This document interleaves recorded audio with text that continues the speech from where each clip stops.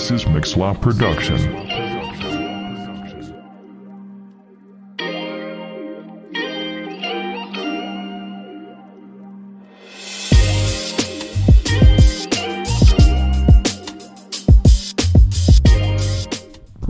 Alors bienvenue à ce podcast Solideo Gloria.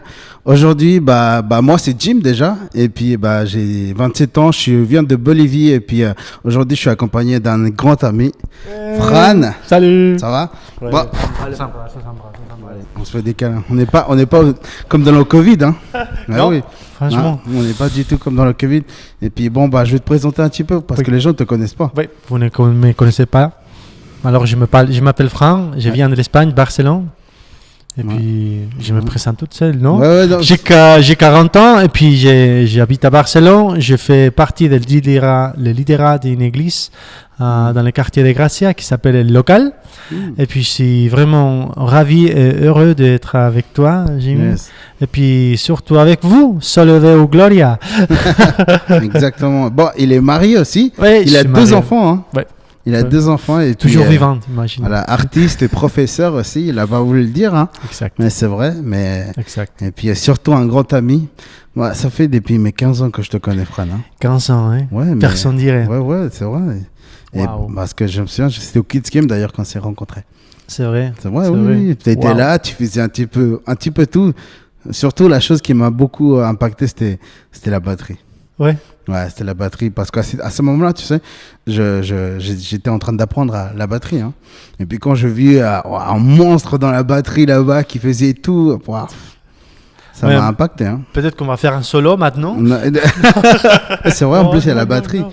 Mais voilà. Bon, aujourd'hui, j'ai voulu vraiment inviter mon ami Fran parce que je sais qu'il a beaucoup à donner sur cette question parce que vous avez posé une question sur Instagram à propos de comment garder son cœur selon Proverbe 4:23.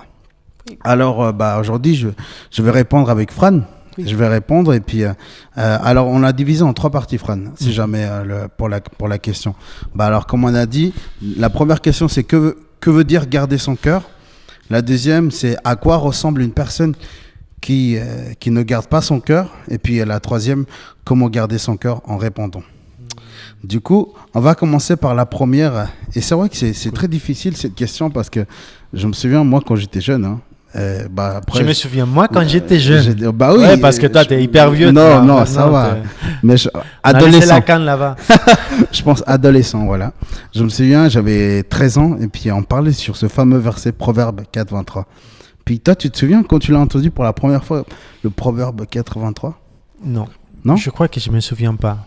Mais ce qui m'a bouleversé, c'est que je pensais que c'était Jésus qui l'avait dit. C'est vrai? C'est vrai. Wow. Quand je cherchais le verset, Mhm. je me disais, ça doit être dans le Nouveau Testament. Tu sais, mais je ne peux pas repérer que Ouais. c'était dans les Proverbes et que dans les Proverbes. Ouais, c'est vrai qu'aujourd'hui, on a la technologie, tu tapes le mot que tu as compris et tu vois le verset déjà. C'est vrai qu'aujourd'hui, c'est plus facile. C'est vrai que moi aussi, tu me fais souvenir que quand j'étais en train de chercher un verset que, par exemple, le pasteur de l'église le disait, alors moi, je devais le chercher dans toute la Bible, je devais lire toute la Bible ou un livre pour chercher. C'était assez compliqué avant, hein. Oui. Ouais. Tu devrais avoir toutes les ressources et puis tout à la main, à la portée. Autrement, tu perds un tout à peu fait. l'idée. Oui, c'est vrai. Mais bon, alors aujourd'hui, on va mettre au clair quelque chose parce que c'est vrai que beaucoup de gens qui écoutent ou qui nous regardent sur YouTube ne savent pas que veut dire garder son cœur. Les deux termes, garder et puis cœur. Est-ce que tu voudrais commencer ou je commence? Oui, je crois que tu peux commencer avec les... Oui. Qu'est-ce que Ok. ça veut dire garder son cœur? Alors, garder son cœur. Alors, moi, j'ai fait. Faut dire la vérité, Fran. Je l'ai dit il y a une semaine en arrière, non? Oui. Je pense une semaine, il avait pas eu beaucoup de temps parce qu'il avait Kids Game, hein.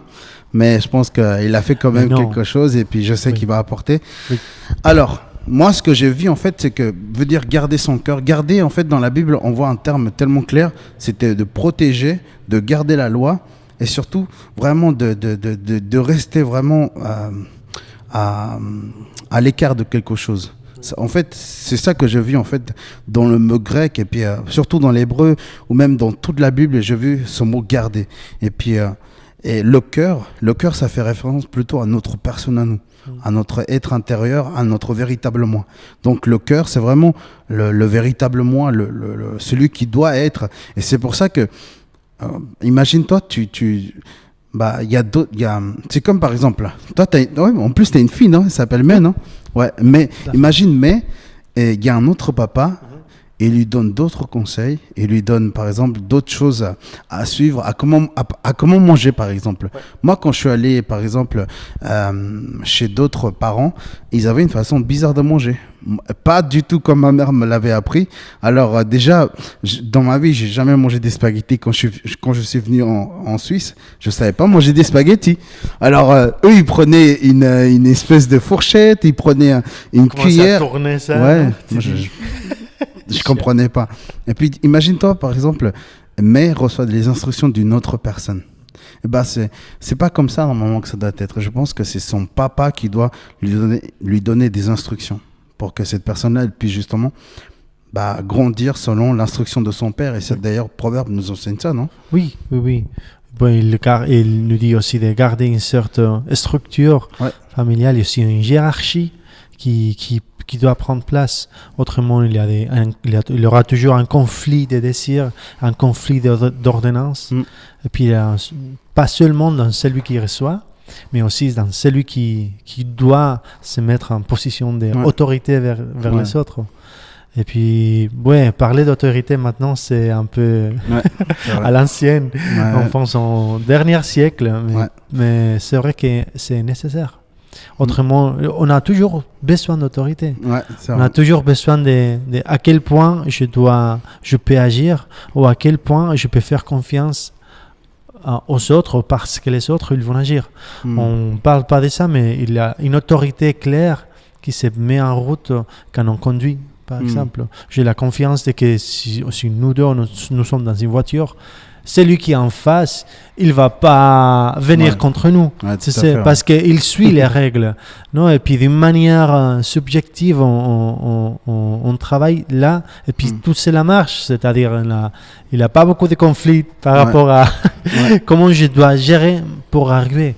Mais je crois que dans les proverbes, il y a une claire déclaration et puis de garder le cœur et puis aussi de garder l'instruction aussi, de recevoir l'instruction, de la donner et puis d'une façon bilatérale. Ouais, je suis d'accord. Hein. Et c'est bien ce que tu donnes comme image parce que c'est vrai. Et j'avais pas pensé à ça. C'est vrai que garder son cœur, on pourrait dire que c'est comme garder le code de la route. Tu vois, garder son cœur, ça nous protège de beaucoup de choses. Beaucoup par exemple, je suis un homme et je dis que je suis genre non-binaire, ou soit je dis que je suis véritablement un homme, mais je dis que je suis une femme. Ça nous évite ce genre de choses, garder son cœur. Et aussi, dans la route, on peut mettre un parallélisme. Garder le code de la route, ça veut dire éviter les amendes. Éviter avoir des accidents, éviter de payer 2000 francs dans la voiture de l'autre, etc. Je pense que c'est assez similaire. Je ne sais pas ce que tu en penses. Oui, je pense que c'est assez similaire. Et en plus, si on va au cœur de ce verset, puis il dit qu'il est dans le 23e verset du 4e chapitre des Proverbes. Il dit « Garde ton cœur plus que toute autre chose, car de lui jaillissent les sources de la vie. » Mais pour moi, j'ai dû aller un peu plus derrière pour trouver un verset qui me parle direct, que c'est le 15e. Attends, non, n'emprunte pas les 14. N'emprunte pas les sentiers des méchants et n'avance pas sur les chemins des gens mauvais. Alors, il y a une sorte de route, non? Ne va pas sur les sentiers qui pas les tiens. Et comment est-ce que c'est que c'est les nôtres? Comment est-ce qu'on sait que c'est qu'on ne doit pas marcher sur ces sentiers? Ça, c'est grâce à ça. On aurait été perdu.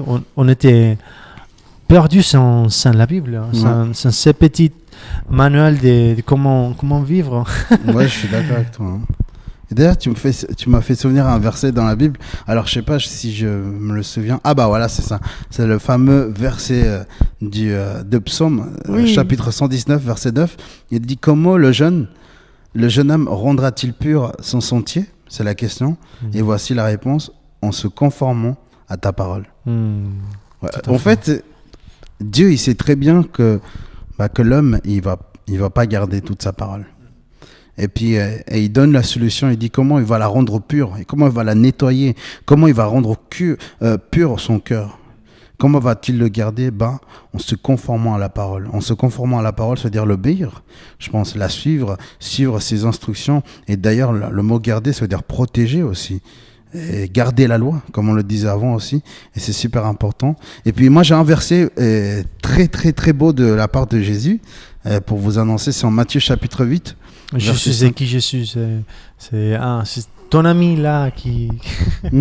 Jésus, non, Jésus... mon ami, oui. Le grand ami Jésus. Ouais, c'est vrai. Et ton ami aussi, hein? Oui, je le connais quand même. Tu le connais quand même aussi, Oui. hein? Ok, chapitre 8, verset 5, il dit, alors que Jésus... Ah non, c'était 5-8. Purée. 5-8, voilà.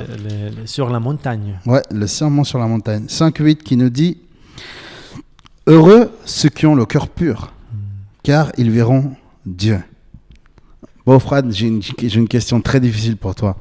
Vu que tu es pasteur aussi, Oui, alors je pense que je dois te poser cette question.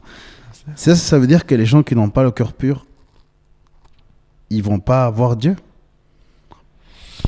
Moi, je crois que quand tu as le cœur pur, tu es capable de voir Dieu en toutes circonstances.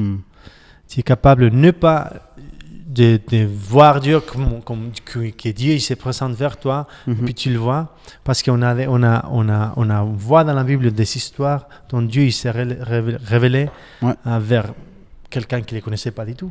Ouais, c'est vrai. Par exemple, Abraham. Abraham, ouais. C'était un idolâtre. Ouais, exact. Mais je sais que le fait de voir, de repérer que Dieu, il est dans tout lieu, ça demande d'une pureté et d'une reconnaissance dans ton chemin qui parle pour moi de la pureté de ton cœur.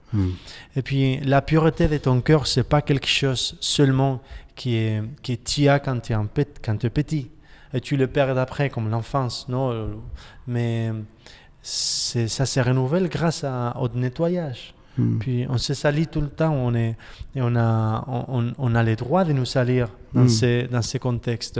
Mais heureusement qu'on a la grâce, on a le pardon de Dieu, on l'a de Jésus, on a sa sang qui nous couvre et qui nous utilise un jour après l'autre. Et ça, c'est nécessaire pour nous dans le sens de garder notre cœur pur. Ouais. Ah, merci pour la question. C'est vrai que c'était une question vachement difficile. Hein. Bon, je la trouve, ouais. Ouais. Et puis, du coup, le cœur, maintenant qu'on sait que le cœur, c'est important, on sait tous qu'en fait, est-ce que c'est un choix, Fran? Est-ce que c'est vraiment un choix ou qu'on doit faire dans notre vie pour le garder ou... Bonne question. Ouais, je crois que si on est avec ça et puis on le perd, ou il y a des gens qui ont plus de la tendance de garder, ça n'aurait pas été un commandement ou quelque chose que nous devrions suivre. Ouais. C'est vrai que le 4e chapitre, il est constamment lié à la sagesse. Et puis, c'est comme s'il y a un professeur qui donne son bon conseil pour arriver. Et puis, dans ces contextes, je pense que oui, qu'il y a des moyens où on peut trouver notre sentier, mais il faut que nous agissions, il faut que nous arrivions d'abord à savoir qui nous sommes. Et à trouver notre identité en Jésus, ou à chercher jusqu'on trouve. Puis planter là, bâtir notre maison à partir de là. On pourra toujours la nettoyer, mais c'est nécessaire qu'on agisse. La vie, il passe devant nous. Moi, j'ai 40 ans, toi, tu as 27, puis il passe vite, la vie. Et puis, il y a des opportunités qu'il faut saisir. Puis c'est aussi vrai qu'être présent et être là, c'est pas donné maintenant. C'est pas facile. J'imagine avec la facilité qu'on a maintenant de sauter d'une chose à l'autre, et puis dans notre tête, on a beaucoup de fichiers ouverts. C'est comme si dans les ordinateurs d'avant, tu avais les fichiers ouverts dans l'écran, et puis c'était juste une catastrophe. mais je crois qu'on est un peu comme ça, et puis on est entraîné ces dernières années à que ça devienne la normalité. Alors je parle avec toi, et tu maintenant, tu nous regardes, peut-être que tu as déjà vu pendant qu'on parlait, 4 fois le Natel, et puis tu as pensé à beaucoup d'autres choses. C'est normal parce qu'on habite dans ces moods maintenant là. Mais il faut agir, il faut aller jusqu'au bout surtout de nos sentiments. C'est hyper dur, hyper lent, je crois. Ah, wow, c'est vrai. Tu sais, moi, toutes les paroles que j'ai beaucoup aimé ce que tu as dit avant, garder son cœur. Est-ce qu'on doit le prendre comme un commandement ou on doit le prendre comme une phrase qu'a dit le sage dans Proverbe? Et c'est vrai, moi je trouve que c'est un commandement. Parce que l'importance de garder son cœur, et d'ailleurs, tu sais, je viens de me souvenir à un cours que j'avais fait il y a des années en arrière. C'était un cours sur la cosmovision. Et il y a un prof qui enseignait à propos de ça, il disait... en fait, il racontait un petit peu la vie de Ben Laden. Et c'est marrant parce que il dit Ben Laden, il avait une cosmovision tout à fait différente à celle que nous avons les chrétiens. Alors il disait, il y a un professeur dans le pays de Ben Laden qui a écrit des livres, énormément de livres de haine contre les chrétiens et contre les juifs. Il a tellement écrit qu'en fait, en fin de compte, il est mort, mais ses livres sont restés là. La pensée de ce monsieur, de ce professeur est restée là. Et puis, il y a un professeur parce que Ben Laden, il a fait l'université. Hein. Oui. Et étranger, je crois. Ouais. Et puis, en fait, à ce qui paraît, l'un des professeurs de Ben Laden avait lu ces livres-là. Et puis, cette cosmovision est rentrée dans justement Ben Laden.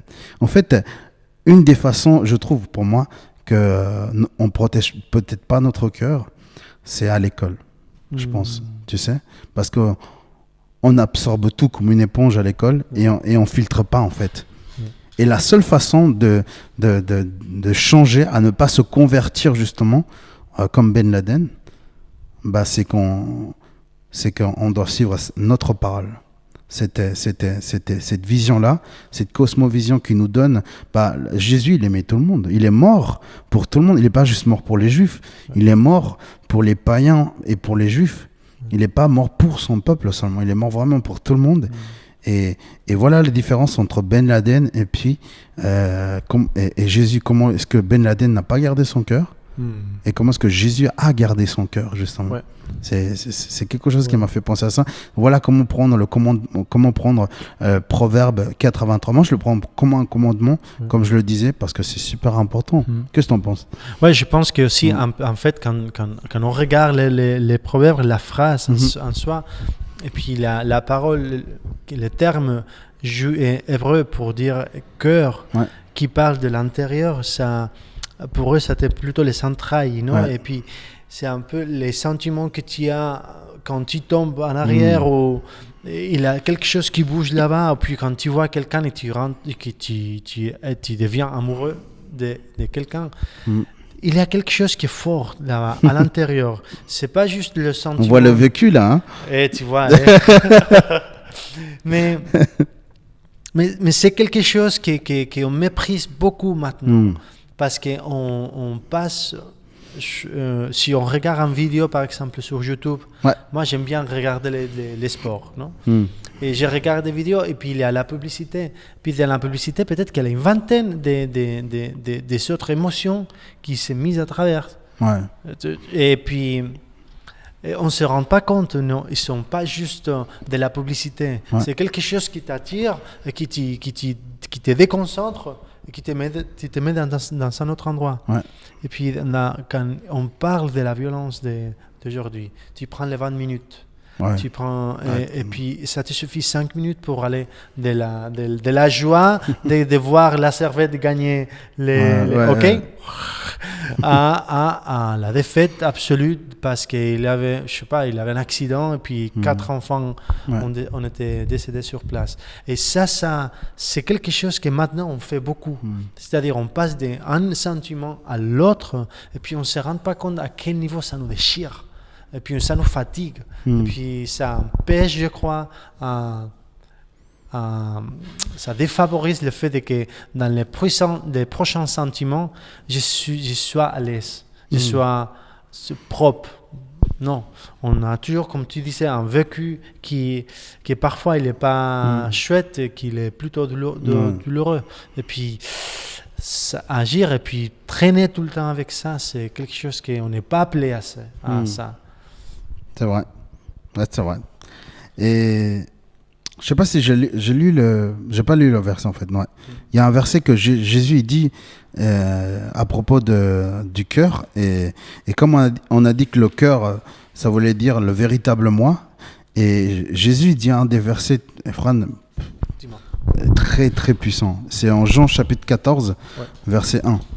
Ça c'est un des versets tu sais qui m'a tellement apaisé parce que il a des versets qui te rendent aux genoux, hein. Ouais, c'est vrai que c'est très Là, c'est vrai. Non mais trop de lumière. Non, c'est vrai. Non mais ce verset-là, tu sais, ça fait du bien. Ça te réconforte. Ça tu fais du boum au cœur. Et ça parle du cœur en plus. Il dit Jean chapitre 14 verset 1, il dit que votre cœur ne se trouble pas. Croyez en Dieu, croyez aussi en moi. Que votre cœur ne se trouble pas, qu'il ne se perturbe pas, en gros. Ouais. Et ça c'est fort, tu sais, parce que à ce moment-là, tu sais, moi, on ne dirait pas, mais des fois, je m'inquiète énormément. Tu sais, j'ai beaucoup d'inquiétude, j'ai des fois beaucoup de stress. Et quand je suis en stress, je me souviens toujours, je le lis pas, mais comme je le connais par cœur, tu sais, je l'ai mémorisé et je le lis dans mon intérieur. Jean 14, 1, que ton cœur ne se trouble pas, qu'il ne se perturbe pas. C'est-à-dire quoi, se perturber? C'est-à-dire perdre son sens. Tu vois, quand on a peur, on prend des choix tellement mauvais. Tu vois, la preuve, il y a 2 types de peur. Des fois, imagine, tu as un lion devant toi. D'accord, tu as peur. Soit tu as la peur de partir en courant, soit tu as la peur de rester immobile. Tu vois, il y a 2 types de peurs. Et il y a des bonnes peurs et des mauvaises peurs. Mais là, cette peur-là, Jésus, il fait référence à cette peur-là qui te laisse immobile, en fait. Où tu fais rien du tout pour faire quelque chose. Et c'est un des merveilleux passages que je voulais lire avec toi. Et puis, tu veux dire quelque chose? Je voulais juste ajouter quelque chose par rapport à ça, que je trouve que ça me soulage de la même manière que je crois que ça te soulage à toi. Jean 14, 1. C'est première... non, attends. Je crois que c'était... Attendez. Première Pierre.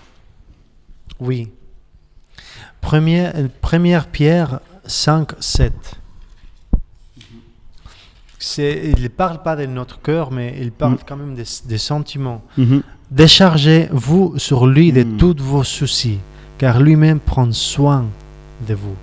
Cette vérité, il prend soin de moi, c'est quelque chose que je mets en question, je ne sais pas combien de fois par jour. Puis je m'inquiète. Comment est-ce qu'on va faire? Je suis espagnol, comment faire en Espagne? Je sais pas, tu es suisse, comment est-ce qu'on va faire? Je sais pas.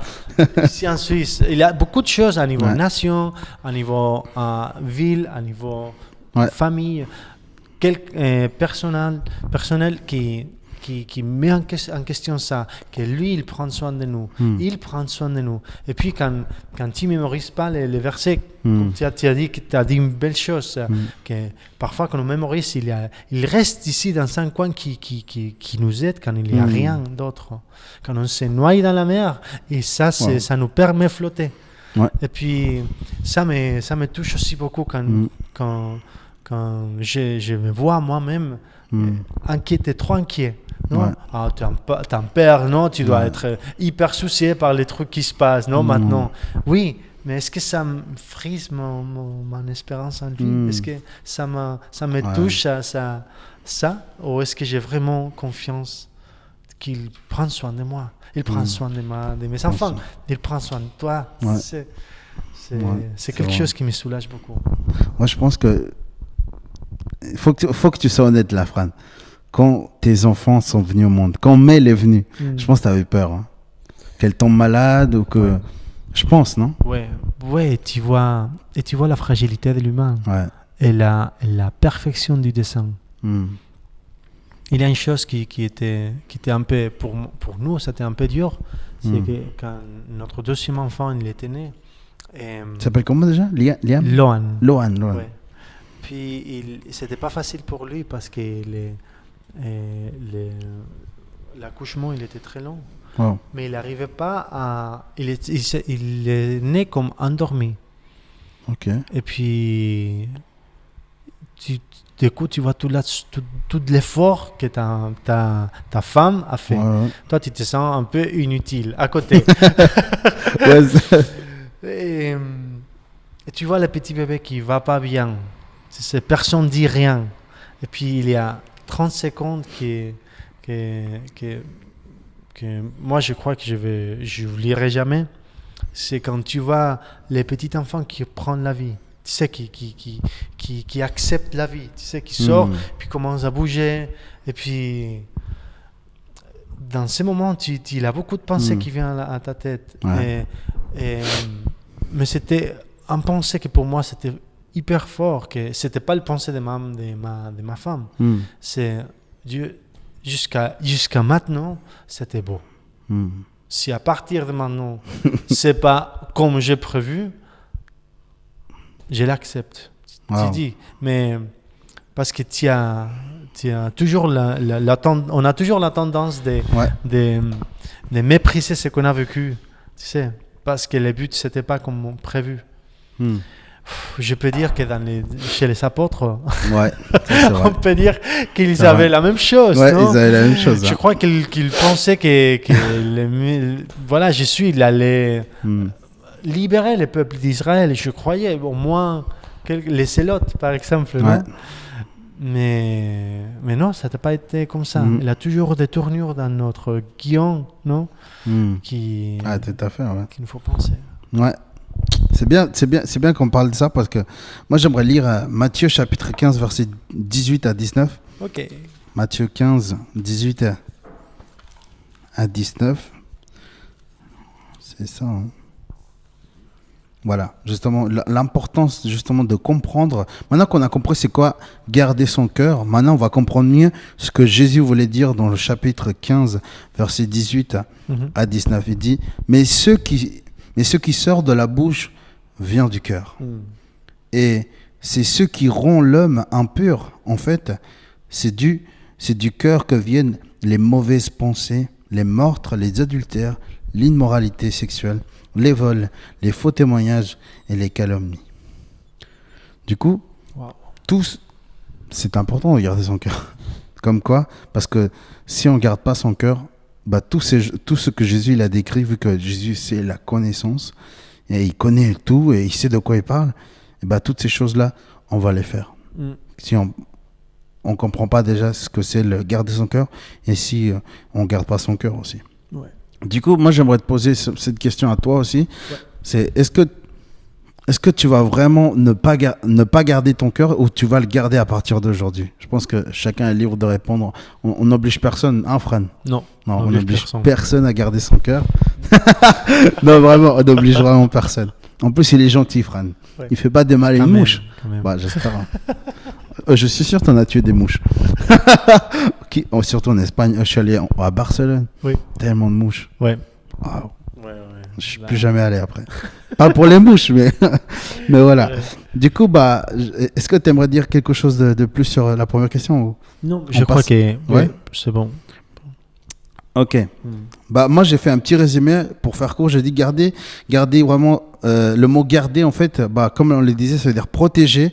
Ça veut dire garder la loi, se maintenir éloigné de quelque chose. C'est ça, garder aussi.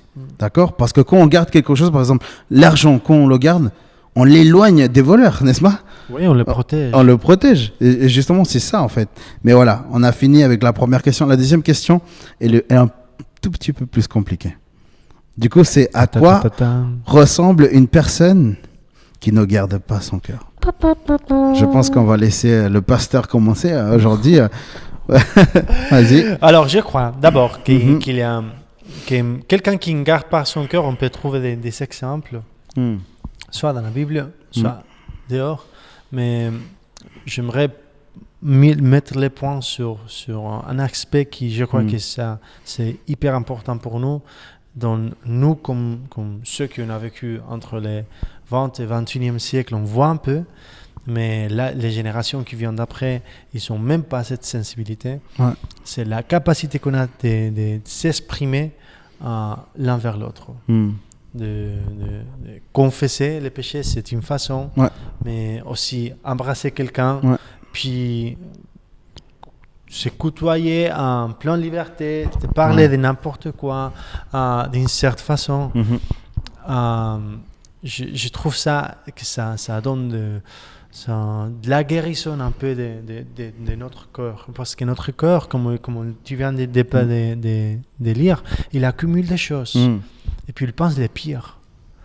Et ça, on a toujours l'habitude de garder la pire les pires des résultats possibles.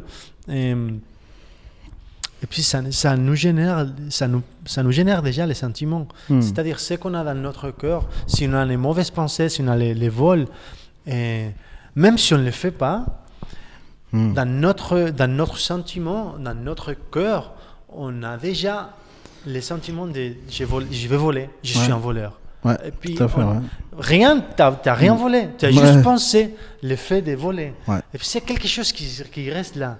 Dans le fait, il n'y a rien fait. Dans les pensées. Ah, c'est vrai. D'ailleurs, c'est bien que tu parles de ça parce que je voulais pas parler de ça, mais je veux le parler. Allez-y. Soyez-vous. Parce qu'il a parlé des voleurs. Alors, je l'avoue, j'étais un voleur. C'était toute la période du cycle, en fait. C'était à partir de mes 12 jusqu'à mes 14 ans. Et il y a eu un moment de ma vie où ma mère, elle n'avait pas beaucoup de travail. Elle n'avait pas un grand budget pour nous donner assez d'argent. On recevait une petite partie. Quand tu es jeune, quand tu es adolescent, surtout, tu manges comme un gars qui fait du rugby. Hein. Non, mais tu manges énormément. Moi, j'en souviens tout ce que je mangeais quand j'étais plus petit. Et puis, ma mère, en fait, elle nous donnait juste 2 sandwichs. C'était pas suffisant. Alors, qu'est-ce que je faisais? J'avais des amis au cycle. Alors, ils me disaient, viens, on va aller à la COP. Figurez-vous qu'aujourd'hui... Merci, COP. Figurez-vous qu'aujourd'hui, je ne rentre presque plus dans une COP. Tellement ça m'a impacté. Non, mais c'est vrai. Mais à chaque fois que j'allais à la COP, je volais un iced tea. Je volais des M&M's. Je volais des Raffaello. Je volais, en fait, pas vraiment pour manger. Tu sais, parce que le Raffaello, tous les chocolats, ça remplit pas. Tu as besoin de quelque chose de plus consistant. Et puis, j'ai remarqué qu'en fait, je suis devenu un voleur. Et je suis devenu un voleur heureux parce que je me souviens, j'ai fait quelque chose de mauvais, Fran. J'ai pris plein d'M&M's. Tu sais c'est quoi les M&M's? Oui. Les cacahuètes farcies. Oui, exactement. Non, pas farcies, couverts de chocolat. Couverts de chocolat, oui. Et je prenais des M&M's, tu sais, et puis j'allais... on avait tous un horaire à midi... Ouais, midi 50, venait... Non, 1h15. Je ne me souviens plus les horaires. Mais voilà, c'était un horaire où il y avait plein d'adolescents dans le bus. Et je prenais tu sais, les M&M's et j'en prenais 3 paquets. Et je les jetais partout. Non, mais c'était horrible. Et puis, en fait... Merci les conducteurs. Merci les conducteurs, vous avez fait du bon boulot. Non, mais et puis je déconcentrais déjà, le conducteur. 2, je jetais de la nourriture. En fait, ce péché-là m'a ramené à d'autres péchés. Tu vois, et puis c'est quelque chose dans lequel je ne suis pas fier. Et puis, Ça, c'est hyper naturel. Ok. ouais, et j'étais pas fier. Mais sur le moment, on aurait dit que j'étais fier. Mais en réalité, dans mon cœur, j'étais pas réellement fier. Et c'était tellement difficile de parler des choses sur les voleurs ou sur le vol. Je suis très sensible dans ce thème-là. C'est pour ça que quand il y a des jeunes qui viennent, par exemple, me voir, disent j'ai volé, mon cœur, il est très, très recevable envers eux. Parce que je l'étais, hein. Je l'étais. Et puis, aujourd'hui, j'ai changé. À mes 15 ans, voilà. J'ai changé. Ma vie, elle a changé. C'est à ce moment-là que je me suis dit, je vais garder mon cœur. Tu vois, parce qu'on m'avait parlé de ce verset auparavant. Alors j'ai décidé de le garder, de ne plus jamais voler de la nourriture, même rien du tout. Tu sais, même pas voler rien, mais vraiment. Et ça, c'est quelque chose que je voulais aussi partager. Et on continue sur la question de à quoi ressemble une personne qui ne garde pas son cœur. C'est un voleur. Une personne qui ne garde pas son cœur, c'est un voleur, c'est un orgueilleux, c'est un menteur, c'est une personne qui se croit plus que les autres, et c'est une personne aussi qui méprise les autres. Et ça, je me suis rendu compte tellement, tu sais, une personne qui ne garde pas son cœur, c'est une personne qui méprise les autres. Mais pourquoi elle méprise les autres? Moi, il y a quelque chose, j'ai eu, tu sais, Fran, une discussion avec une personne. Moi, je disais à une personne, je lui disais, cette personne-là, elle est orgueilleuse, tu sais. Elle a dit, mais comment je sais? Parce que je suis orgueilleux. On reconnaît. Je me vois en lui, non? Mais oui, je me vois en lui, parce que je sais. Je connais une personne, parce que je suis une personne. Et je le suis toujours. C'est vrai, et c'est un combat de tous les jours, je pense. C'est un combat que je combats dans mon église, dans mon travail, avec ma famille, avec mes frères, et puis même avec le groupe des jeunes. C'est un travail de tous les jours. Mais qu'est-ce que j'en fais de l'orgueil? En fait, il faut mettre de côté, en fait. Il faut m'éloigner. Par exemple, avant, j'aimais beaucoup qu'on dise mon nom, etc. Mais tout ce que je fais, etc. Et aujourd'hui, j'ai totalement changé parce que Jésus, il a dit un mot tellement spécial, n'attendez rien en retour. Quand vous aidez une personne, n'est-ce pas? Et puis, en fait, une personne qui ne garde pas... À quoi ressemble une personne qui ne garde pas son cœur? Moi, je dirais Ben Laden. Je dirais Pablo Escobar. Je dirais, même pas. On va pas rêver aux personnes qui sont là, mais peut-être aux personnes, nos voisins, qui ne gardent pas leur cœur, tu sais, et qui commencent à insulter. Et j'ai beaucoup aimé quelque chose que tu as dit. Les personnes on avait eu une discussion avant, on a eu justement. On parlait avant. Oui, et puis il avait dit quelque chose de super intéressant. Une personne qui ne garde pas son cœur, il avait dit, c'est une personne qui agit fort. Et c'est vrai, hein. Et elle n'arrive pas à se contrôler, elle n'a pas la maîtrise de soi. Exact. Et je ne sais pas si tu voudrais plus développer sur ça. Bon, ça se développe toute seule dans la Bible quand il dit que celui qui n'arrive pas à contrôler sa langue et puis il n'arrive pas à maîtriser son corps. Et puis il a toujours cette notion que si tu n'arrives pas, si tu as la rage par exemple, tu l'as dans ton intérieur comme sentiment, ça vaut mieux que tu ne dis rien et puis que tu t'éloignes, mais que de t'exprimer. Et là, j'étais un peu comme ça, j'étais quelqu'un qui parlait pas beaucoup, qui s'exprimait pas beaucoup, et je parle aussi de mon vécu par rapport à ça, que il y a des moments où ça aurait valu beaucoup plus la peine de s'exprimer. Et vraiment de se fâcher au moment pour demander pardon. Autant que si tu ne fais pas ça, l'autre personne ne sait pas à quel point tu sais, j'ai réagi à ça. Il ne sait pas dans quel point je vais être tendu. Qu'est-ce que j'ai dit, qu'est-ce que j'ai fait comme charnière qui l'a fait changer son visage. Et je crois que le fait de garder, la violence, c'est quelque chose qui t'accumule. Et puis il a juste une petite charnière et puis boum, ça sort la réponse à ces sujets concrets, mais aussi la réponse à tous les sujets qui étaient gardés, qui étaient là-bas, qui généraient un peu l'envie de faire des choses, l'envie de t'élever, l'envie de te dire basta, non? Et parfois ça nous angoisse à l'intérieur parce qu'on accumule, et on accumule. Et j'ai aussi parlé, on a aussi parlé de que pour moi quelqu'un qui ne garde pas son cœur comme il faut, c'est quelqu'un qui ne parle pas. Ouais. C'est quelqu'un qui n'arrive pas C'est vrai. à faire l'effort de sortir de soi les choses qui ressentent. Et on perd ça petit à petit grâce à la nouvelle technologie qui nous donne beaucoup de choses, Ouais. mais qui ne nous permet pas de répondre. Moi, pour mon temps de loisir, je regarde parfois en vidéo. Je pourrais regarder en vidéo après l'autre, et puis je reçois. Mais il ne faut pas que je commente, il faut que je dise rien. Alors, comment est-ce que j'accumule ça? Comment est-ce que je digère ça? Comment est-ce qu'on arrive à garder ça dans notre cœur? On accumule comme si c'était une chambre pleine de choses, pleine de chenilles. Il a des choses qui sont importantes, mais il a des choses qui ne sont pas du tout importantes. Ouais, je suis d'accord. Mais à la fin, la photo finale, c'est... Qu'est-ce que c'est ça? C'est un désordre. Ouais, tout à fait. Hein. Et après, surtout pour vous les jeunes, et après on va trouver notre demi-partie, et puis notre chérie, mais tu vas avec tout cela, et puis ça vaut mieux que tu nettoies cette chambre avant. Parce qu'autrement, là, c'est vraiment sale. Ouais, ça c'est vrai. Aïe, aïe, aïe. Ok. Bah, je pense qu'on a déjà répondu à la deuxième question. Je pense que là, maintenant, c'est la troisième. Je pense qu'on va prendre beaucoup plus de temps dans la troisième. Justement, c'est le thème d'aujourd'hui, de ce podcast. Comment garder son cœur. Et c'est vrai que maintenant qu'on sait qu'est-ce que c'est le cœur, est-ce que c'est garder, maintenant, la question, c'est d'appliquer maintenant tout cela. Comment garder son cœur. Et j'ai beaucoup aimé parce qu'on parlait avant. On se disait... Ok, c'est facile de l'expliquer intellectuellement, c'est facile, mais maintenant on va le mettre plus dans la pratique, dans l'aspect plus pratique. Par exemple, et j'ai beaucoup aimé ce qu'il a dit Fran avant, comment garder son cœur quand on se fait virer du travail.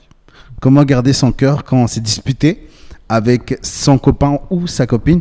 Comment garder son cœur quand ton leader te corrige ou ton pasteur te corrige. Comment garder ton cœur, etc. On pourrait donner plein d'exemples. Oui. Tu vois, comment garder son cœur, par exemple, répondre dans l'aspect plutôt professionnel du travail. Ouais. Comment garder son cœur quand on est au point de se faire virer. Ouais. Il y a des moments qui nous arrivent. Et puis parfois on ne réagit pas de la bonne manière. Et puis si on aurait su ou si on aurait eu je sais pas, on aurait réagi de cette manière. Ouais. Ça brise notre conscience. Puis ça ne nous permet pas d'aller au lit de la même manière. Ouais, c'est vrai. Bon, par un côté, je crois que là, c'est très important qu'on arrive à lire la Bible, à se nourrir par nous-mêmes. On a toujours eu cette histoire, surtout ceux qui jouent un instrument. Ouais. On a lu plusieurs fois les psaumes. Ouais. Et puis, quand tu tombes dessus de nouveau, il y a un petit aspect que tu n'avais pas repéré avant. Ça, c'est vrai. Et puis, avant, je me disais, bon, ça peut être avec quelque chose que tu sais, que tu répètes, par exemple, comme une chanson. Mais ça n'arrive pas de la même manière. Je peux avoir une chanson dans ma tête, je peux l'avoir chantée 1000 fois. Et puis à chaque fois, ça devient plus précise. Tandis que la Bible, quand je lis un psaume, par exemple, de nouveau, c'est comme si les mêmes sujets tournaient un peu. Et j'arriverais à voir les mêmes sujets d'une autre perspective. Ouais. Et puis ça n'arrive pas, moi j'ai pas eu cette expérience avec les chansons par exemple, tandis que je chante beaucoup, ou avec la musique, tandis que ça touche aussi les sentiments. Ouais, exactement. Je me dis, là il y a quelque chose de différent. Il y a ici le cœur de Dieu qui est cousu entre les versets de la Bible. Et c'est quelque chose qui se dévoile petit à petit. Je crois qu'on a toute la vie pour arriver à essayer de comprendre le cœur de Dieu. Et je sais qu'on va pas arriver. Bon, toi, tu vas pas arriver, moi non plus. Moi non plus, moi c'est vrai. Voilà. Mais les trajets vaut la peine. Ouais. Et dans les trajets, on se débarrasse des choses. Ouais. Puis dans les trajets, je me rends compte que voilà, il y a quelqu'un qui était chef d'une nation étrangère. Et puis, lui, il n'est pas de son pays, il est un immigrant. Et puis, il est arrivé à avoir beaucoup de pouvoir. Et tu as deux chances. Et puis là, tu peux prendre la justice par ta main, comme c'était Moïse. Ou là, tu peux être au milieu de tous ces sujets, de l'administration, et puis agir comme Joseph. Ouais, tout à fait. Ce sont deux manières différentes. Moi, je suis d'accord. Mais la liberté, elle est toujours à la portée. C'est à nous de réagir. Et c'est à nous de voir ce qu'on fait. Et là, on retourne au début, peut-être, quand tu disais que tu mémorisais les choses. Et puis, il y a un proverbe, par exemple, qui dit que ne te détourne pas ni à droite, ni à gauche. C'est-à-dire que n'aille pas ni trop sentimental parfois, ni trop en colère, ne sois pas ni trop en silence, ni parle trop. Il faut que tu arrives à avoir l'équilibre. C'est où l'équilibre? Ça, c'est quelque chose qu'on parlait aussi. C'est là où le moment où tu penses, comment est-ce qu'on pense qu'on peut être en équilibre? Alors, il y a quelque chose là dans la prière, il y a quelque chose dans le fait de parler avec Dieu qui nettoie ça. Et puis, on a dans notre âme, dans notre cœur, on a besoin de ça. On a besoin de se sentir propre. Et la pire des choses, c'est qu'on ne sait pas quand notre corps est propre. Il faut que quelqu'un d'autre nous dise. Et puis, ça, c'est Jésus. Quand il dit, tu viens vers moi, tu m'as raconté tout cela, alors je prends tout cela, je le mets là dans la croix, et tu te rends nouveau. Tu es une nouvelle créature. 2 Corinthiens 5. Non? Les choses qui tu as vécues avant, ils sont passées. Alors, tout est nouveau. Alors, il faut croire ça. Si on l'a ici, alors on arriverait à l'avoir ici. Amen. Exactement. Tu as vraiment dit des belles choses là. J'ai parlé trop, hein? Non, c'est bien. Et puis en fait, garder son cœur, et ça c'est quelque chose que j'ai beaucoup appris dans mon adolescence, tu sais. Je voulais savoir, tu sais, quand j'avais 14 ans, 15 ans, j'entendais toujours ce mot-là, méditer.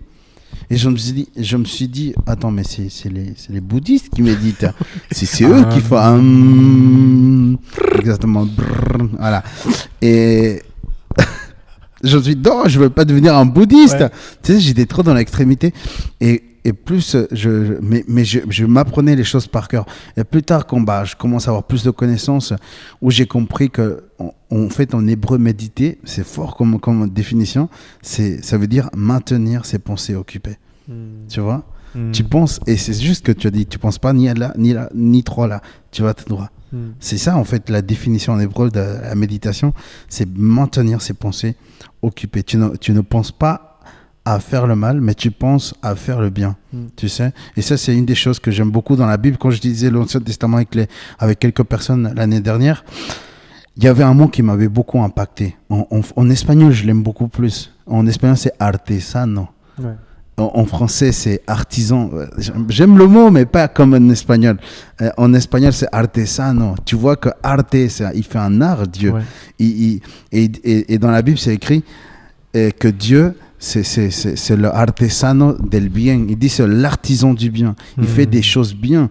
Il fait des choses bien parce qu'il a des pensées qui sont meilleures, plus grandes et plus hautes aussi. Et ça, c'est une des choses que j'ai beaucoup aimé. Et dans la Bible, c'est écrit, je ne me souviens plus le passage, peut-être tu le sais, Fran, mais il a dit, nous, aujourd'hui, il dit l'apôtre Paul, nous avons la pensée, mais de qui? La pensée de Christ. Alors moi, je me dis, si on a la pensée de Christ, je pense qu'on peut garder notre cœur. Mais c'est vrai ce qu'il a dit, Fran, et je suis totalement d'accord avec lui, on ne va jamais réussir à garder à 100% notre cœur. Et ça, c'est une réalité, malheureusement, que j'en pleure tous les jours, parce que c'est vrai que je n'arrive pas à garder mon cœur. Des fois, je pense mal des gens. Des fois, je juge trop vite. Je suis très critique d'ailleurs dans mon non, pas dans ce sens-là critique, hein, mais critique quand je vois quelque chose, je critique dans le bon sens, constructif, mais des fois que c'est mauvais en fait. Tu vois. Et c'est mauvais. Et puis moi j'ai trouvé 4 choses, Fran, sur comment garder son cœur. J'ai trouvé 4 difficultés et je les ai notées. C'est 1, le temps. 2, la culpabilité. 3, le silence et 4, la solitude. Et ça s'enchaîne.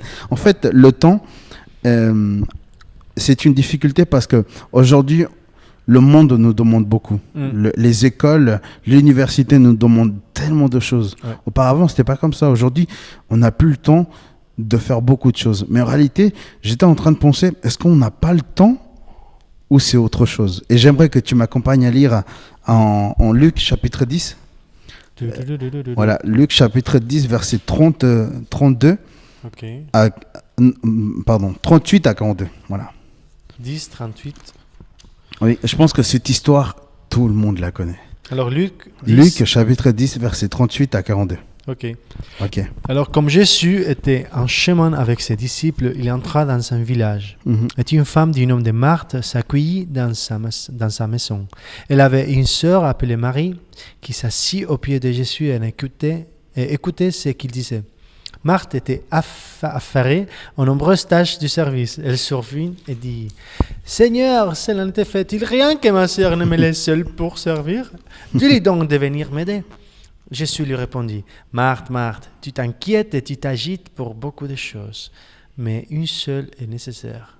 Marie a choisi la bonne part, elle ne lui sera pas enlevée. » Amen. Voilà. Du coup, je pense que vous avez un petit peu compris en quoi je veux en venir. En fait, c'est une question de priorité. En fait, le temps, on dit toujours, j'ai pas le temps de garder mon cœur. Ouais. J'ai pas le temps de ne pas de pas faire attention que je vais parler un peu fort. Hein. J'ai pas le temps que la pornographie, d'éviter la pornographie. J'ai pas le temps d'éviter la masturbation. J'ai pas peur d'éviter le vol. J'ai pas peur d'éviter la critique, le mensonge. En fait, tu trouves une excuse. Je pense que plus qu'une difficulté, le temps, c'est une excuse qu'on donne aux autres. Et en fait, c'est une question de priorité. Et je pense que on priorise pas assez ce commandement que moi je trouve que c'est un commandement de garder son cœur. Tu vois, ça c'est la première chose. La deuxième, c'est la culpabilité. La culpabilité, je le dis dans le sens, tu sais, avant que tu ailles là-bas, quand tu as dit les sujets du temps, c'est vrai qu'on trouve dans la Bible qu'il y a pas mal de moments où pas mal du monde, Jésus même, il allait tout seul les matins, par exemple. Alors, il y a deux conditions que je trouve qui sont importantes si tu ne veux pas te sentir un peu trahi, non, par le fait de « je cherche Dieu, je ne le trouve pas ». Fais-le tout seul et fais-le au début de quelque chose. Ouais. Avant que ta journée se remplisse. Peut-être que ce n'est pas le matin, peut-être que c'est à un autre moment, mais fais-le avant. C'est une priorité. Tu dois établir la priorité. Nous devons établir la priorité. Ouais, tout à fait. Et puis, c'est juste... si tu arrives à marcher selon tes principes, alors tu deviens quelqu'un qui est honnête vers lui-même, vers nous-mêmes. Et c'est quelque chose qui c'est un trésor. C'est l'intégrité qui Dieu, il dit beaucoup de fois dans la Bible que c'est précieux et puis qu'il aime bien, il apprécie beaucoup les gens qui sont intègres. Tout à fait, ouais. Et tu sais, la deuxième difficulté ou excuse, c'est la culpabilité, justement. La culpabilité dans le sens, je suis trop mauvais, je vais jamais réussir à changer, t'as vu comment mon caractère de cochon, etc. Et en fait, les gens culpabilisent tellement qu'ils choisissent justement de ne pas garder leur cœur. Tu vois ? Ça, tu touches un sujet qui est énorme maintenant. Parce qu'on est éduqué pour devenir des victimes. Ouais, tout à fait, ouais. Moi, je suis une minorité, je sais pas, on est chrétien, on est les victimes, je sais pas, de la société maintenant. Ouais.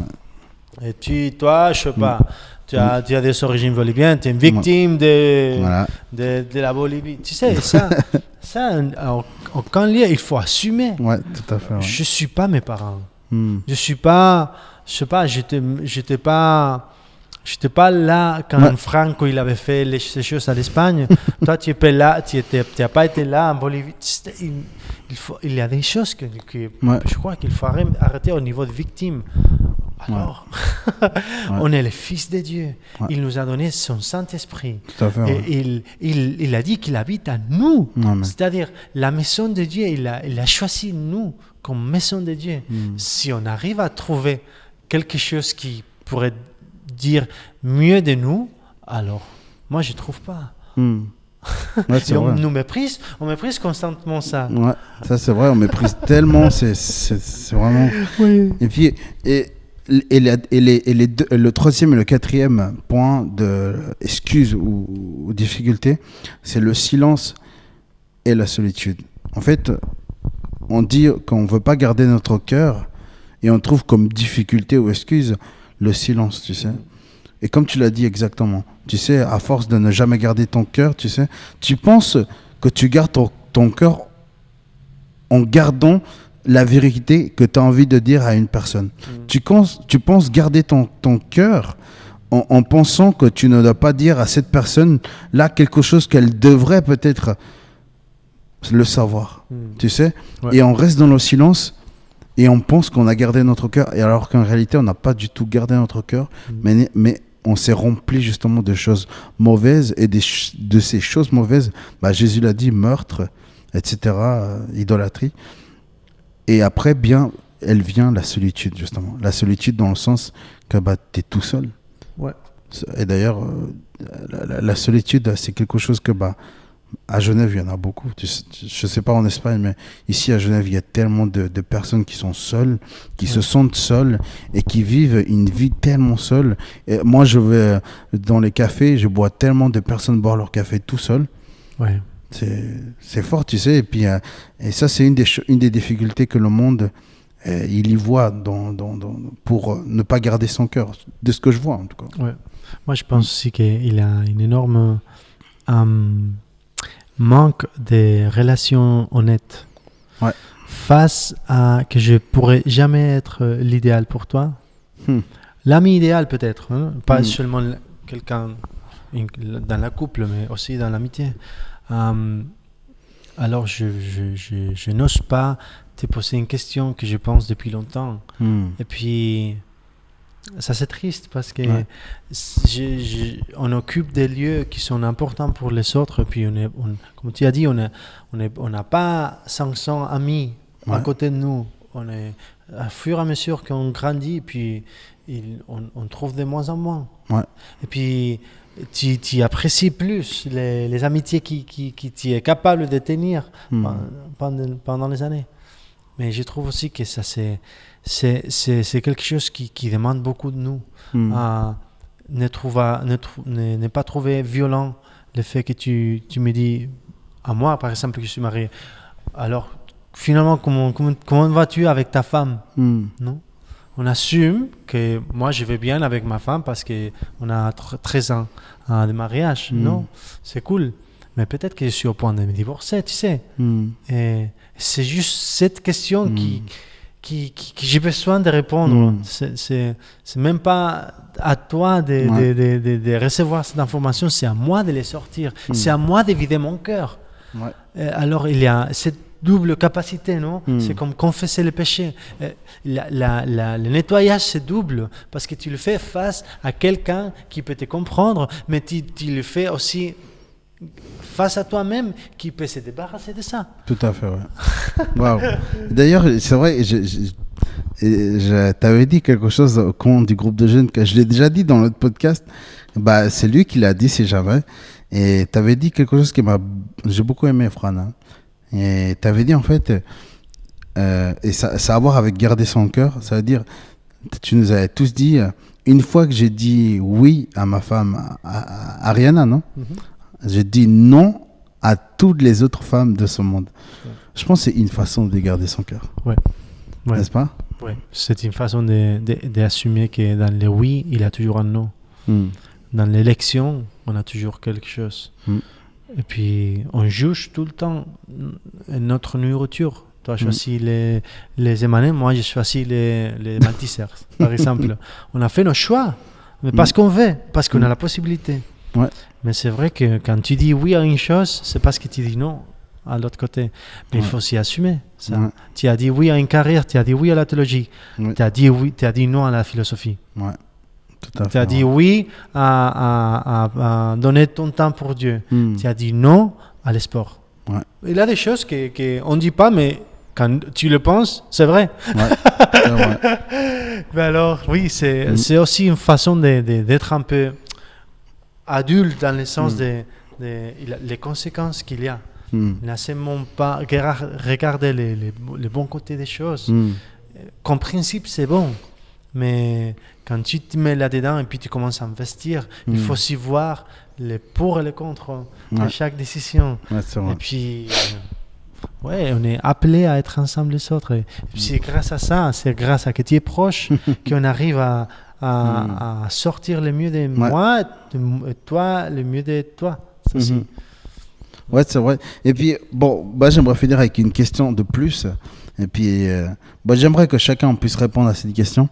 Parce que, il y a beaucoup de jeunes plutôt qui regardent aussi ce podcast. Oui, et, salut les jeunes. Et puis, en fait, c'était à propos de comment garder son cœur, tu sais, en tant que célibataire, tu sais. Parce que je pense que tu n'es pas né marié, Fran. Hein? Non, je ne suis pas né marié. Non, pas du tout. Je pense que tu n'es pas né avec une bague, etc. Et toi qui es pasteur, je pense que tu en as vu tellement de jeunes passer, tu en as dû parler. Et puis, tu sais comment, étant jeune, même toi, comment est-ce que tu l'as vécu? Comment tu as gardé ton cœur, justement, avant de te marier avec Ariana? Bon, personnellement, on parle plus en général. Je crois que d'abord, le fait de garder ton cœur dans la jeunesse, surtout vers les personnes de sexe contraire, ça parle aussi de trouver les choses en commun et quelle est la différence. C'est-à-dire les hommes, on est fait d'une manière et les femmes, ils sont faits d'une autre. Quand on parle entre les hommes, on parle des différences qu'il y a entre cette femme et moi. Et c'est ça qui me séduit. Non? Il y a toujours la séduction. Elle n'est pas mauvaise. Mais on peut construire quelque chose par rapport aux choses qu'on a en commun, qui est vraiment important. Parce que la différence, tu le vois dans un second. Mais par contre, les choses qui sont en commun, par exemple, jouer ensemble à un jeu de table, s'envoyer des lettres, comme j'ai fait ça avec ma femme. On s'envoyait des lettres. On n'était pas en la même ville. Et puis, on devrait le faire comme ça. Mais ça, c'est bon. Ma femme, elle a une petite boîte à chaussures avec tout plein de mes lettres. Puis, ils sont toujours là. C'est-à-dire, il faut trouver les chemins dont tu puisses trouver quelque chose en commun. Et surtout, être honnête. Parce que peut-être que moi, je suis quelqu'un qui je sais pas, qui me séduit. Et toi, tu penses que je vais t'écouter. Mais la seule chose que je pense, c'est... il est lourd. Il est tellement beau. Tu sais, et ça c'est pas honnête. Il y a un moment que tu arrives, il faut que tu en arrives à exprimer. T'es beau, t'es belle, merci. Mais on doit construire quelque chose à partir de là. Et c'est quelque chose, parfois, dans mon cas, c'était la musique. On s'est connus grâce à la musique. Wow. Et puis ça a été toujours un peu pas les noyaux, mais les centres sur lesquels on gravitait au niveau ministériel, et moi et ma femme. Et puis le fait de travailler au même sujet, non, dans la même dimension, vers Dieu, ça nous a collés ensemble vite. Et puis on a pu parler de ça quand on n'était pas mariés. Mais il faut trouver des choses. Il faut éviter. Tu sais, être seul, je suis désolé de dire ça, mais il faut éviter les moments où tu penses que tu vas être vraiment angoissé par la séduction, parce que tu le sais, le sais. Et si tu dois parler avec la couple de ça vaut mieux la peine que tu fasses une chose que tu ne voulais pas. Et puis, il y a toujours un Dieu qui nous regarde. Ouais, c'est vrai. Il est là d'ailleurs. Qui a pas paupières. C'est vrai. Et c'est vrai que Bon, moi, tu sais, moi, je voulais pas vraiment parler de ça, mais bon, on est en confidence. Hein. Voilà, bah, Personne ne voit. Personne ne voit. Juste Dieu, voilà. Non, mais c'est garder son cœur. Pour moi, j'avais à cœur de faire, tu sais, et de répondre à cette question, tu sais, parce que je dis merci Dieu parce que j'ai eu une grand-mère qui m'a beaucoup aidé hein, à garder mon cœur. Et d'ailleurs, elle me disait toujours, lis toujours le psaume 23. Alors j'ai fait plus que ça, j'ai lu tous les psaumes et je les lisais à chaque fois parce que pour moi c'est des prières d'un homme qui était dans l'angoisse. Alors tu sais quand j'étais plus petit, je disais est-ce que je suis le seul angoissé pour ma vie, pour ça et tellement de choses. Alors j'ai lu les psaumes, alors David il était encore plus angoissé que moi je pense lui. Hein. Encore plus, déjà il était roi, il avait plein de femmes. Waouh. Déjà qu'une femme, l'homme il perd un peu sa tête, imagine toutes les femmes qu'il avait. Mais et j'ai compris que grâce à ma grand-mère, bah, j'ai appris cette discipline de garder mon cœur. Et comme je te l'ai dit, je l'ai pris comme un commandement de garder mon cœur. Et bah, étant jeune, tu sais, bah, tu reçois plein de propositions, tu sais, des femmes. Et puis au bout d'un moment, tu sais, tu dis que tu es seul. Et tu te dis, tu aimerais accepter ça, etc. Et au bout d'un moment, tu sais, bah, il y avait... je devais faire une décision super importante, tu sais, Fran. Et puis... il y avait une fille qui s'était approchée et puis c'était sympathique, tu sais. Moi, je suis super honnête, hein. Moi, je suis super honnête et puis on parle tout doucement et tout d'un coup, bah, tu sais, il y a cette voix, cette petite voix, il y a la conscience qui te dit, elle est pas chrétienne. Elle est pas chrétienne et puis ça sert à quoi? Aujourd'hui, t'as pas le temps, t'as pas le temps pour faire ça, t'as pas le temps pour faire l'autre. Jim, t'as le podcast, t'as le groupe de jeunes, t'as la lecture de la Bible, tu as les jeunes qui viennent te voir dans l'église de temps en temps pour leur conseiller. Alors c'est vrai que je me suis dit, déjà c'est vrai, elle est pas chrétienne. Et deux, elle est pas ça, etc. Et puis c'est fort, tu sais. Et puis c'est à ce moment-là que je savais que je devais prendre un choix, tu sais. Je devais prendre un choix, alors je l'ai pris. Et c'était pas qu'une fois que j'ai fait ça, mais c'était plusieurs fois. Mais dans le sens que j'ai mieux compris, tu sais, de garder mon cœur, ça veut dire vraiment... Parce que si je ne me garde pas, ça veut dire que je suis pas quelque chose de précieux. Parce que quelque chose de précieux... Tout à fait. Quand c'est quelque chose de précieux, bah, on le garde, n'est-ce pas? Et puis aujourd'hui, dans nos jours, les jeunes, bah, ils ne se voient plus aussi précieux qu'ils le sont. Et... malheureusement, bah, qu'est-ce qu'ils font? Je suis désolé pour l'expression, mais elles vont ailleurs, elles vont là. Une semaine, elles sont avec l'autre semaine, elles sont avec l'autre.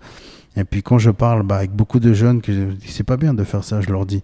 Et puis et on en parle un petit peu, etc. Et puis c'est toujours la question de ne pas se valoriser. Et d'ailleurs, j'ai lu un verset avec Alexander sur... C'était quoi déjà? Ah ouais, je te loue que je suis une créature si merveilleuse et je le sais bien. Je me souviens plus quel verset c'était, mais c'était un très beau psaume. C'est un psaume d'ailleurs. Et puis garder son cœur, c'est ça aussi.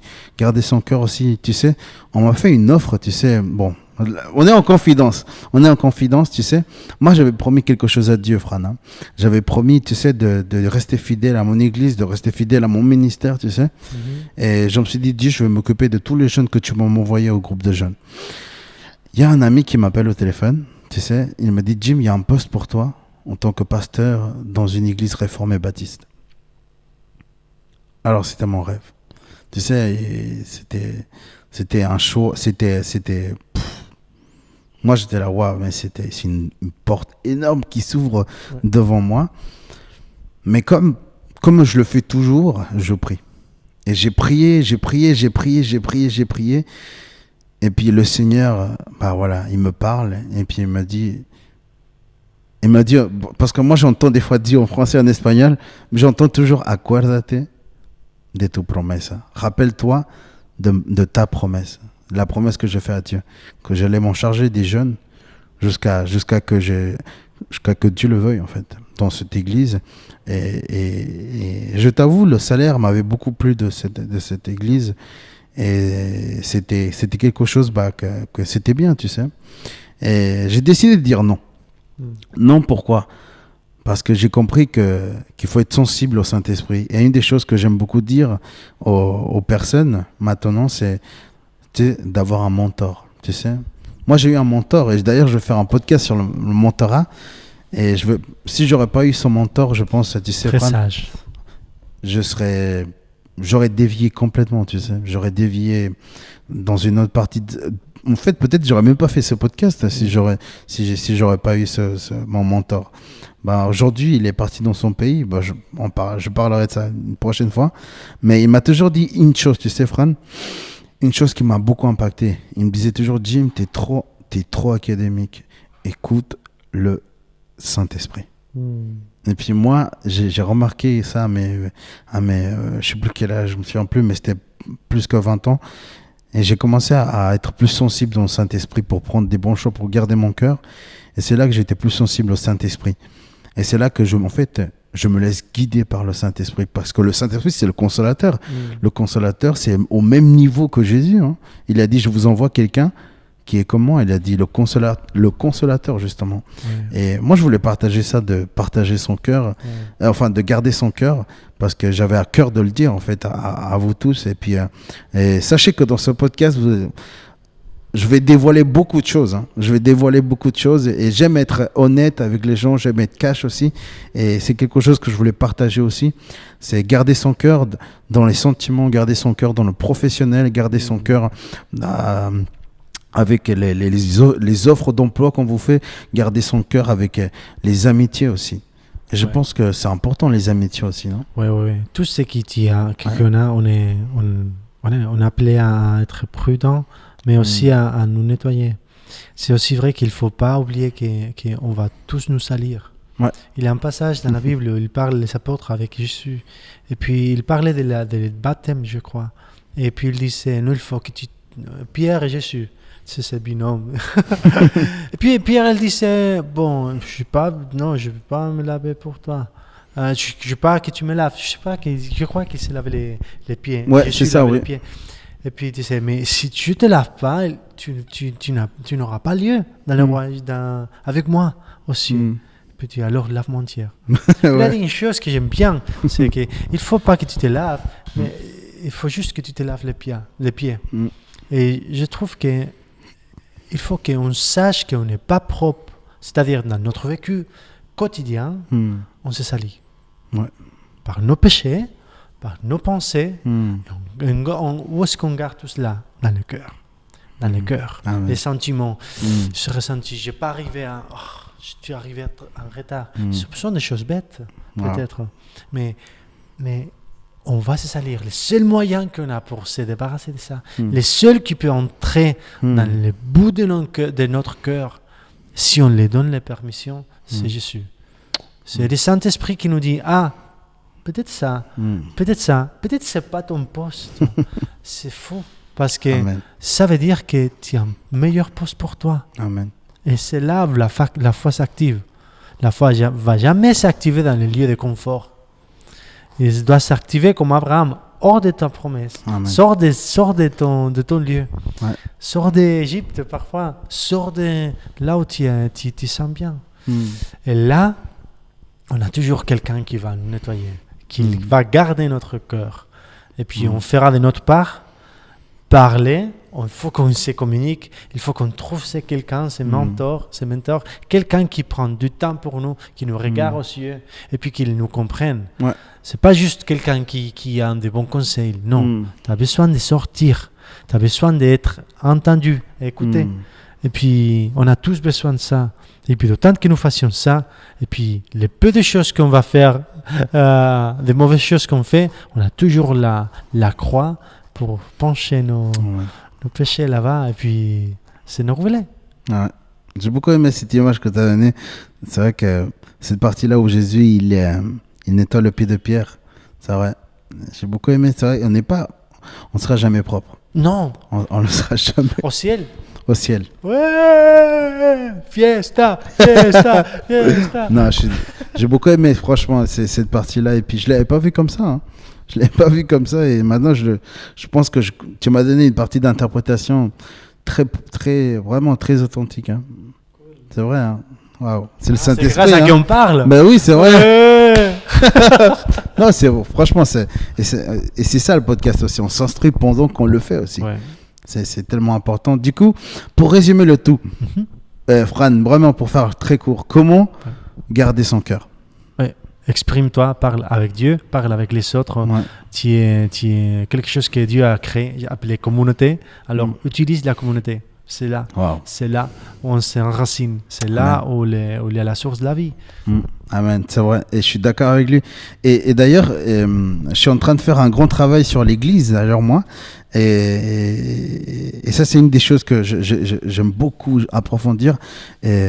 Comment garder son cœur, c'est rapproche-toi de la communauté, exactement. D'ailleurs, auparavant, tu sais, les hommes, voilà, ils chassaient les mammouths comment? À 2, 3 Groupe, ouais. en meute. Ouais. En meute. C'était pas juste 10, ils étaient au moins 40. Un mammouth, il est énorme, le mammouth. Hein. Il venait, il faisait tout en communauté. Aujourd'hui, tu veux garder ton cœur, je suis désolé, tu vas pas réussir tout seul.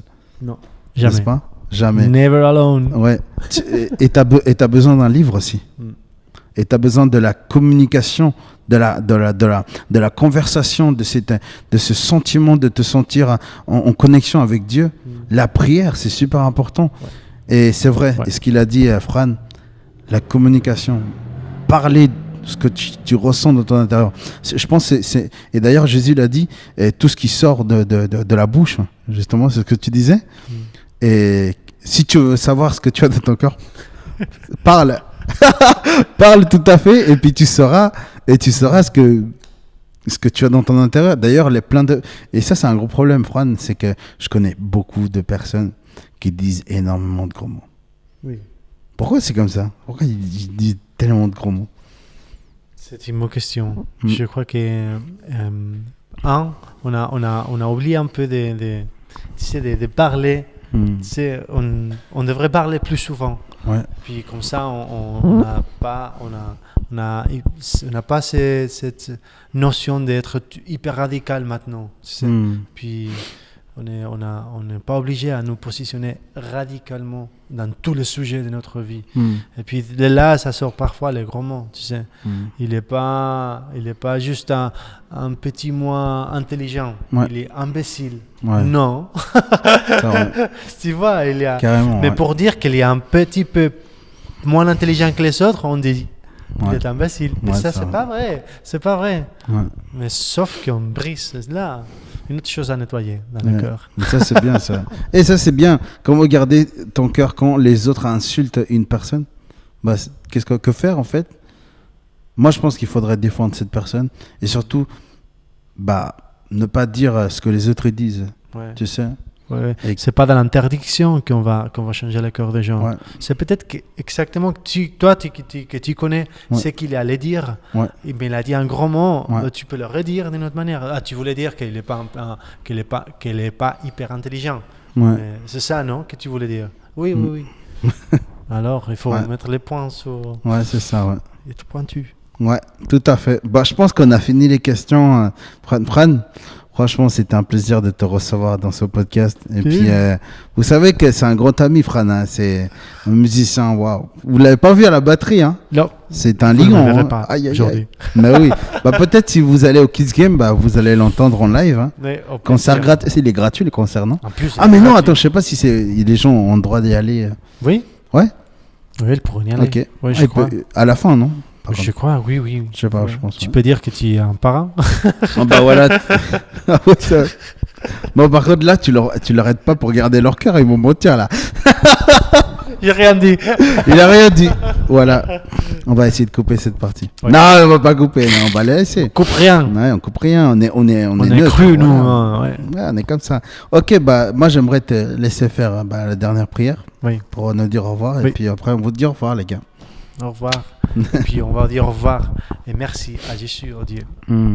Alors Dieu, je te remercie beaucoup parce que tu nous as fait avec une bouche et avec les doubles d'oreilles que des bouches. Yes. Et puis j'aimerais bien que tu puisses nous faire comprendre les trésors qu'on a d'être d'avoir des copains, d'avoir de l'amitié.